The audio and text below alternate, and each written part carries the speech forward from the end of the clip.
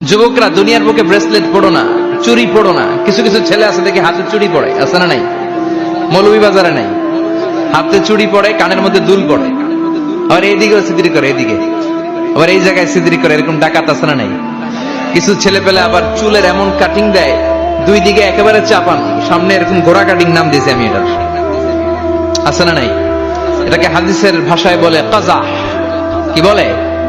নাহা রাসূলুল্লাহ সাল্লাল্লাহু আলাইহি ওয়াসাল্লাম আনিল কাজা। বিশ্বনবী এই কাজাহ কাটিং দিতে, এই হেয়ার কাটটা দিতে বিশ্বনবী সাল্লাল্লাহু আলাইহি ওয়াসাল্লাম নিষেধ করেছেন। যুবক ভাইরা, যারা তোমরা এই কাটিং দাও অথবা আজকে দিয়ে এসেছো, তোমরা সামনে থেকে এই কাটিং দিবা না, মানা যাবে না।